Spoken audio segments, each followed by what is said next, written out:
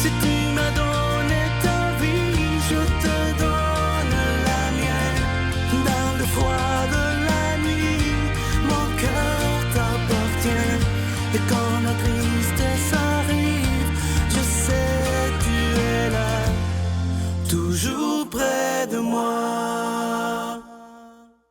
Bon mardi matin, bienvenue dans votre émission La Victoire de l'amour. Si vous saviez comment je suis content de vous retrouver depuis bientôt 25 ans pour célébrer ensemble la parole de Dieu. Comme on le fait tous les mardis, on rejoint notre amie pour un vent de fraîcheur, Brigitte.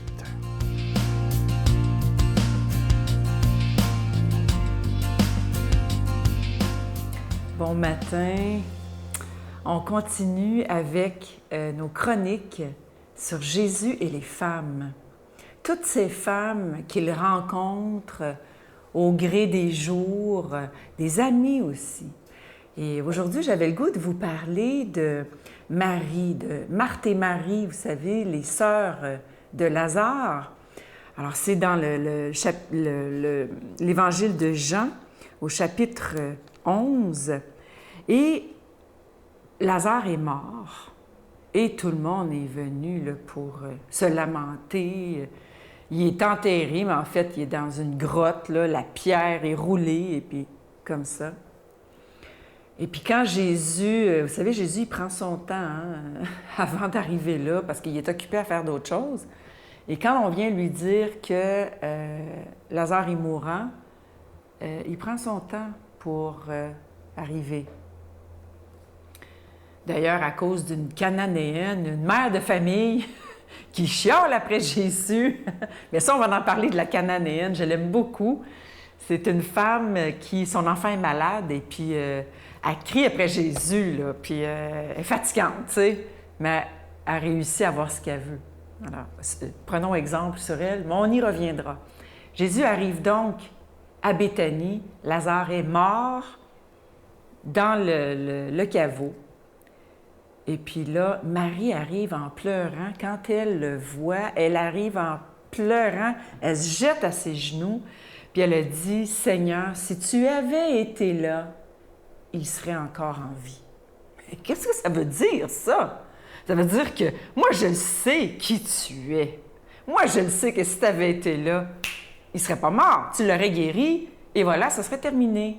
Donc, qu'est-ce qu'elle dit? Encore une autre femme qui voit clairement que Jésus, c'est le Messie, c'est le Fils de Dieu fait homme. Elle le sait, elle le sent. Et Jésus, quand elle le voit, quand elle la voit en pleurs, à genoux à ses pieds, qu'est-ce qu'il fait? Il pleure. Jésus pleure. C'est écrit. Jésus frémit intérieurement et il se troubla.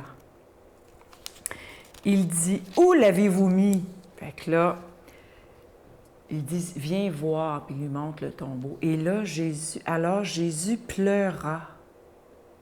Jésus, il pleure. Il n'est que compassion. Il les aime.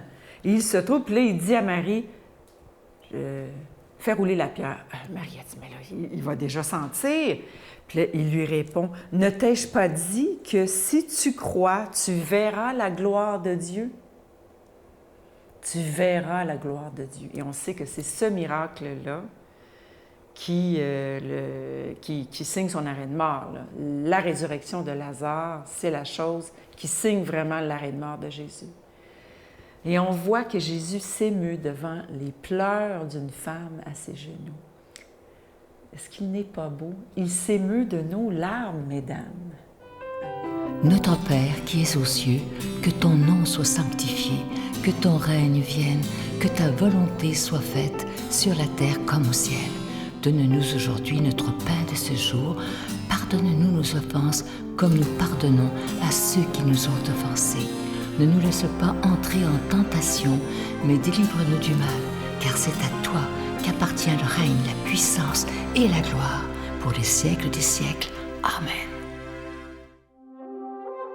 Dans le cadre des festivités du 25e anniversaire de la Victoire de l'amour, nous vous invitons à un pèlerinage inoubliable en France, en compagnie du père Michel-Marie, Brigitte Bédard, Miguel Padilla et la participation occasionnelle de Sylvain Charon. Nous visiterons Lourdes, Saint-Malo, Mont-Saint-Michel, Lisieux et Paris. Nous assisterons au spectacle musical Bernadette de Lourdes qui attire les foules du monde entier. Célébration eucharistique avec le père Michel-Marie du 14 au 25 septembre 2020. Information 1-877-277-4412. Je suis tellement heureux de vous parler de ce magnifique cadeau du mois pour le mois de septembre, le mois de la rentrée. Il s'agit d'une exclusivité de la Victoire de l'amour, vous allez le voir à l'écran. Il s'agit de la magnifique croix en pendentif argenté, ornée d'une larme de cristal déjà bénite, et la chaîne, à votre demande, elle est déjà incluse. Et la petite larme de cristal qu'on voit sur le pendentif, ça représente un petit peu... Moi, j'en fais cette représentation-là. Cette larme de Jésus qui pleure sur notre monde. Lui qui voit qu'on l'aime de moins en moins, malheureusement. On le tasse de partout. Mais nous, à la Victoire de l'amour, on veut continuer à le proclamer par tous les moyens modernes possibles. Et si c'est possible, c'est grâce à chacun et chacune de vous qui permettez, grâce à vos dons, que la parole de Dieu soit annoncée. Je vous rappelle aussi que vous recevrez un reçu pour fin d'impôt. Vous recevrez ce pendentif avec un don de 25 et si vous en voulez deux, avec un don de 40 je vous donne l'adresse. La Victoire de l'amour, casier postal 120, succursale Boucherville à Boucherville, le J4B 5E6, je vous la redonne. La Victoire de l'amour, case postale 120, succursale Boucherville à Boucherville, le J4B 5E6, également par téléphone, par carte de crédit du lundi au vendredi de 8h30 à 16h30 dans le 514-523-4433, 514-523-4433 ou sans frais le 1-888-811-9291, 1-888-811-9291 et aussi sur notre site Internet. Vous savez que c'est une façon très sécuritaire et rapide de faire votre don. C'est le www.lavictoiredelamour.org. Je vous rappelle ce magnifique cadeau du mois, la croix en pendentif argenté ornée d'une larme de cristal et la chaîne est incluse.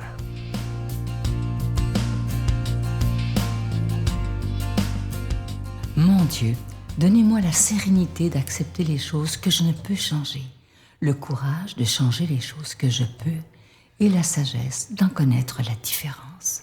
Amen. La proclamation de la parole aujourd'hui est faite par quelqu'un qu'on apprécie beaucoup. Il est là depuis les tout débuts de la Victoire de l'amour, l'abbé Donald Thompson.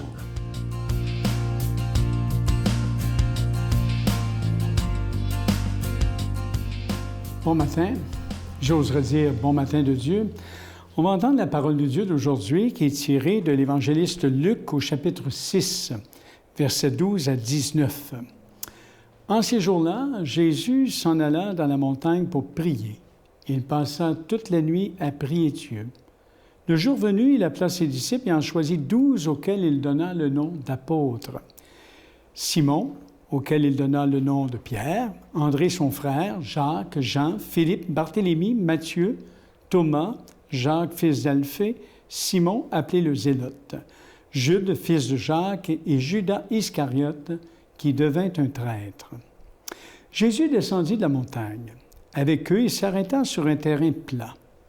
Il y avait là un grand nombre de disciples et une grande multitude de gens venus dans toute la Judée, de Jérusalem et du littoral de Tyr et de Sidon. Ils étaient venus l'entendre et se faire guérir de leur maladie. Ceux qui étaient tourmentés par des esprits impurs retrouvaient la santé. Et toute la foule cherchait à le toucher parce qu'une force sortait de lui et les guérissait tous. Alors, vous voyez, aujourd'hui, on a l'évangile du choix de Jésus des apôtres, des 12, comme on dit souvent populairement. Vous remarquez que Jésus pose un geste avant de choisir son monde.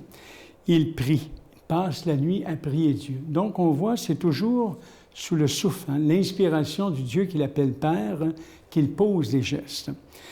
Et là, on voit qu'il choisit les 12 dont les noms étaient nommés, et même on sait qu'il y a eu un reniement de la part de Pierre le premier, Judas qui finalement qui s'est éliminé lui-même. Et là, on le voit que tout ce monde-là s'arrête sur un terrain plat. On oserait dire donc la vie ordinaire, la vie de tous les jours, sur un terrain plat. Puis là, il y a un grand nombre de disciples, une grande multitude de gens qui viennent les rencontrer et qui ont besoin de lumière. Ça me fait penser que moi, je suis actuellement le modérateur, comme on dit, dans la ville de Magog, des paroisses de Magog en Estrie, dans les cantons de l'Est. Depuis quelque temps, depuis 2 ans, nous avons une expérience qui s'appelle Lumière dans la ville. Et qu'est-ce qu'on fait? On demande aux gens, aux croyants de nos communautés, ceux et celles qui veulent bien, de devenir apôtres à leur façon. Comment on fait ça? Alors, c'est le samedi soir, imaginez, on donne un petit lampion à chacun, bon, puis allez-vous-en dans les bars, sur la rue principale. Allez partout où il y a le trafic là, de la soirée du samedi soir, on sait que ça bouge, hein? C'est une ville touristique. Et demandez aux gens s'ils ont besoin de lumière. Fort intéressant. Vous savez, puis là, l'église Saint-Patrice, entre autres à Magog, est ouverte là, le samedi soir de 7h à 11h. On met le Saint-Sacrement, on met des LED, on met une luminosité givrée, là, quelque chose de très, très accueillant. Les gens sont sur le perron de l'église qui est tout illuminé. Et vous arrivez dans un bar, vous dites à la personne, est-ce que tu as besoin de lumière? C'est rare que les gens disent qu'ils n'ont pas besoin de lumière. Eh bien, si vous voulez la déposer, allez allumer votre cierge, la déposer dans l'église Saint-Patrice, elle est ouverte à ce moment-ci. On est resté très surpris de voir que ces 200, 250, 300 personnes qu'on ne voit pas dans nos réseaux ecclésiaux ou d'églises, si vous voulez, qui se réveillent là, et souvent, il y a des pleurs, des confidences, il y a des gens de la communauté qui les reçoivent, qui se font apôtres. Hein? Apôtre veut dire envoyé. Hein? C'est ça qu'on a demandé aux gens. On a tous, par notre baptême, on est tous des disciples missionnaires, donc envoyés. Alors, voyez, c'est un exemple d'une activité où les gens de la communauté sont envoyés dans le trafic et disent « As-tu besoin de lumière? » Si on ne parle pas de Jésus tout de suite. Et lorsqu'ils arrivent dans l'Église, moi, il y a un moine qui m'a dit un jour, « Si tu ne veux pas griller quand tu vas sur la plage, bien, expose-toi pas. Hein? » Alors, il dit, quand tu vas devant le Saint-Sacrement, c'est que tu t'exposes, tu risques de griller de l'amour de Dieu. Je trouvais l'expression fort intéressante. Finalement, ce n'est pas le Saint-Sacrement qu'on expose, c'est nous qui nous exposons hein, devant celui qui est lumière de vie. Assez impressionnant les confidences qu'il y a là. Il y a des gens qui pleurent. On voit que des gens ont plusieurs ténèbres hein, qui habitent leur vie et qui sont des chercheurs de lumière. Mais quelqu'un qui est envoyé, alors on a mandaté les gens de la communauté, on les envoie aller dans la ville. Ça s'appelle Lumière dans la ville. Et vous seriez surpris de voir tout le monde qui se retrouve là le samedi soir dans cette expérience-là.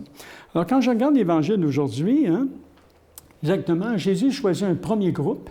De ce groupe-là, on est né d'autres, puis aujourd'hui, on est dans le 21e millénaire de l'ère chrétienne, ou encore, par notre baptême, on est des envoyés. Maintenant, de quelle façon? Il y a plusieurs façons, selon des charismes différents qu'on est envoyés. Alors, prenons conscience de ça, que celui qu'on porte, c'est lui qui est lumière. Et ça peut être surprenant quand on part, on s'en va, comme disait le pape François, il faut que le Christ sorte des églises. Il va sortir comment? Par des disciples missionnaires qui vont et qui trouvent des moyens originaux pour aujourd'hui annoncer la nouvelle. Je demande au Dieu de lumière, donc, de vous bénir, de faire de vous de bons disciples missionnaires, le Père, le Fils et l'Esprit Saint. Bonne journée, bon matin de Dieu. Je vous salue Marie, pleine de grâce. Le Seigneur est avec vous. Vous êtes bénie entre toutes les femmes, et Jésus, le fruit de vos entrailles, est béni. Sainte Marie, Mère de Dieu, priez pour nous pauvres pécheurs, maintenant et à l'heure de notre mort. Amen.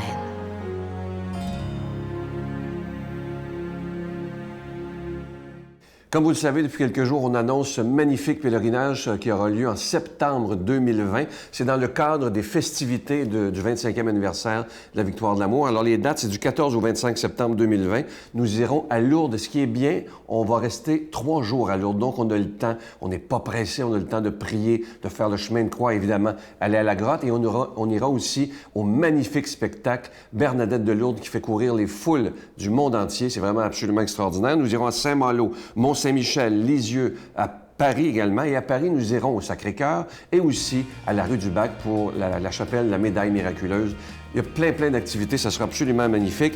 Et évidemment, ceux qui nous accompagnent, le Père Michel-Marie, Brigitte, Miguel, j'y serai aussi. Les numéros de téléphone sont en bas de l'écran. À demain. Bye. J'ai envie de faire des sous pour rendre mon père confortable. Excellent, ça. Non seulement financièrement, mais psychologiquement. Je veux qu'il n'y ait pas de soucis dans sa tête de se dire qu'il va manquer d'argent ou quoi que ce soit. Je veux être là pour lui comme lui a été là pour moi durant mon enfance.